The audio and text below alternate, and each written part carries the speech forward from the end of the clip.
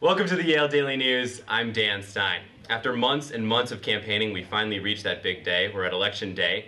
And so I've brought in a couple of our staff columnists here to tell us a little bit about what they've thought of this election so far, and then make some predictions for what's going to happen on Tuesday. Polls open at 6 a.m. We know we'll see you there. And I'd like to get started. On my right, I have Nathaniel Zelinsky and Harry Graver. On my left, I have Scott Stern and Harry Larson. I'm going to start with Nate. Nate, tell me a little bit about, you just wrote a column on apathy and malaise in our election process. And how do you think that's going to affect our overall result on Tuesday? Well, Dan, a lot of people have written about this. There have been a lot of polling data. And what everyone knows is that youth enthusiasm statistically is down. It was at about 2/3 of likely youth voters who said they were going to vote on Election Day in 2008. And now in 2012, it's closer to about half of youth voters. We'll see what the actual result is on Election Day itself. But nobody can deny the fact that people are both disappointed in the past 4 years and the failure of what the youth thought was going to be a transformative presidency. But at the same time, people are also disappointed in the campaigns and in the lack of substance from both of the candidates. I think nobody can deny that our generation is going to be left holding the bag from some of these issues like entitlement reform and deficit reform. And neither campaign has really tried to offer a serious discussion of how to tackle these problems. Sure, absolutely.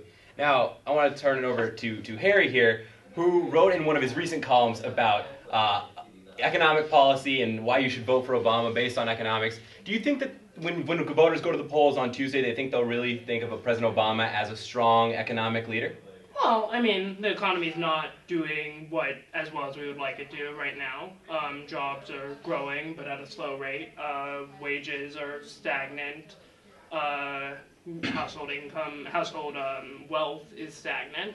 So no, I mean, voters hold the person in charge responsible. They view the president as the person in charge.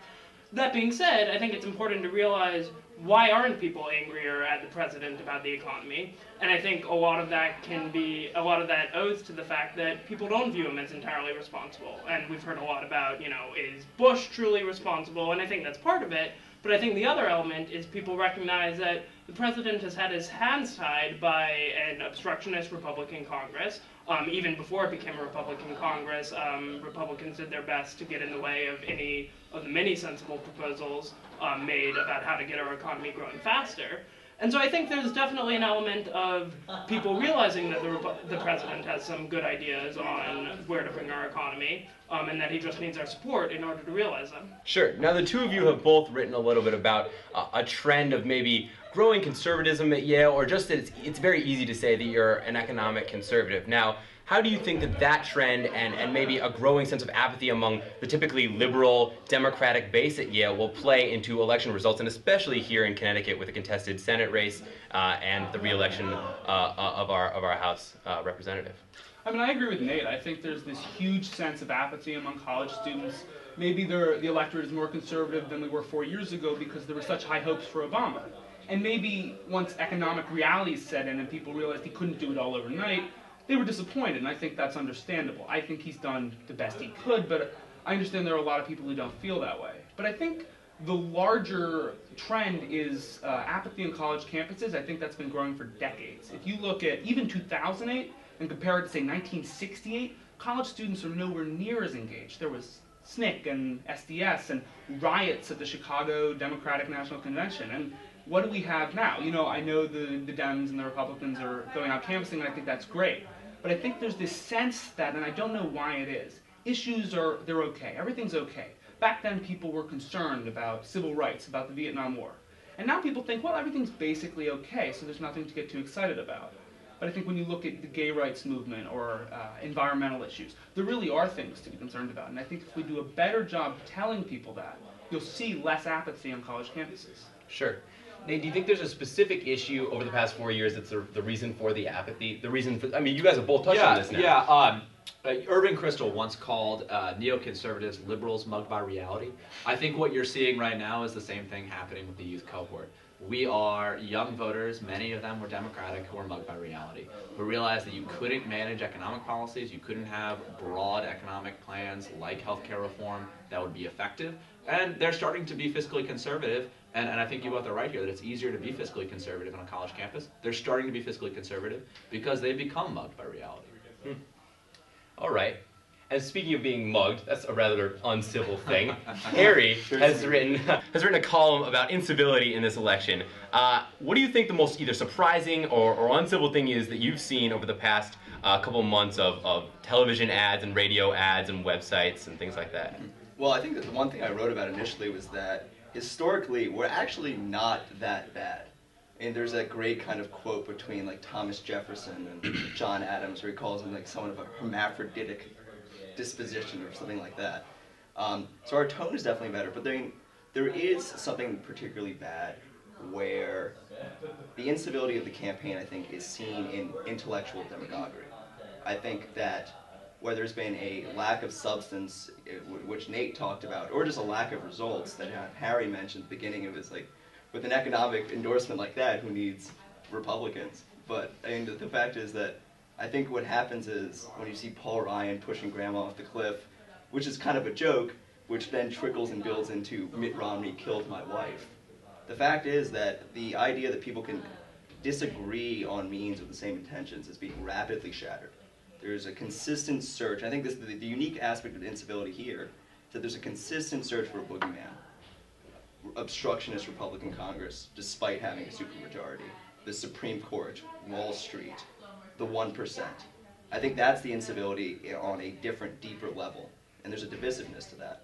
I think that's when you see places like the Des Moines Register endorsing Mitt Romney, or even David Brooks coming around to support Mitt Romney, was that we need someone who, even if he's bland and vanilla and basic, has a temperament, has a civil temperament that can address this kind of very partisan bullying aspect, I think, what we've seen in the last few months. Sure. Now, moving from Harry to Harry, why haven't any of those things convinced you, and why will you still be voting for Obama on Tuesday? Oh, God. I mean, there are any number of reasons. And, you know, when we talk about negativity in the campaign, look, I agree. It's childish how negative certain ads can get. You know, the thing about the man's wife being killed by his loss of health insurance. It was ridiculous. It was a ridiculous assertion. It was a ridiculous ad. It had no place in the campaign. That being said, there is a real place for negativity when you strongly believe that the other side's proposals will negatively affect the country. And I believe that Mitt Romney believes that about Barack Obama's proposals. I believe that about Mitt Romney's proposals. And, you know, when we're talking about these boogeymen, you know, I think it's easy to say that, oh, they had a supermajority, so they could have gotten anything done. But the fact was, there was a filibuster in the Senate. It meant you need to get 60 votes to pass anything. Democrats had just 60 senators, some of whom were quite conservative, and Republicans had basically said, we won't vote for anything. Before, or right around when Barack Obama was taking office, Republican leaders in the House had a nice steak dinner where they told their members, look, the only way we're going to recover politically is if we don't cooperate with the president, is if we show him to be a failure. So I don't think the fact that certain things might sound absurd, how could anyone actually be that negative, or how could anyone actually refuse to cooperate, doesn't mean it didn't happen. So I think when we talk about bogeyman, yes, we shouldn't realize that any one person or phenomenon is wholly responsible for the mess we're in, but that doesn't mean that people don't have some responsibility for it and that they shouldn't be called out for that. Great. Now, I've asked all four of these staff columnists to prepare their predictions for what we'll see on Tuesday night. They're going to go ahead and give us the winner. They're going to give us electoral math. They're going to tell us which battleground states will make the difference. They'll also tell us who will keep the House and who will keep the Senate as we move into the next 4 years of our political lives. So I'd like to start off with Harry Graver. Harry, go ahead. So in reverse order, I think John Boehner will remain Speaker of the House. The Republicans will keep the House of Representatives. They will. Harry Reid will remain Majority Leader. I think it'll probably be like a 52-48 split or whatever. It doesn't seem like there'd be any surprise for the Senate. I think there will be a new president though, come Wednesday morning. I think what we've been talking about before is polls. I don't think have indicated sufficiently the enthusiasm gap. The gap where it's like who will get the votes out on the ground. I think we're going to see Colorado, Virginia, Florida, North Carolina, and ultimately Ohio all go red. And I think that adds up to something around 275 to 263 for Mitt Romney.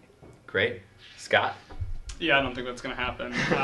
I think that it's going to be 303 votes for Obama and what is that, 235 for Romney. I think it's pretty obvious what's going to happen in Ohio, what's going to happen in Colorado. I think there's a chance Virginia goes blue, maybe even Florida, because there is an enthusiasm gap, but Obama's get out the vote mechanism is legendary. And I don't think anyone's that enthusiastic about Romney either.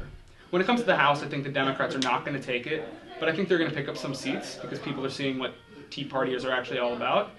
And yeah, I think the Democrats will keep the Senate, probably, 52-48 if you count the independents. All right, Harry?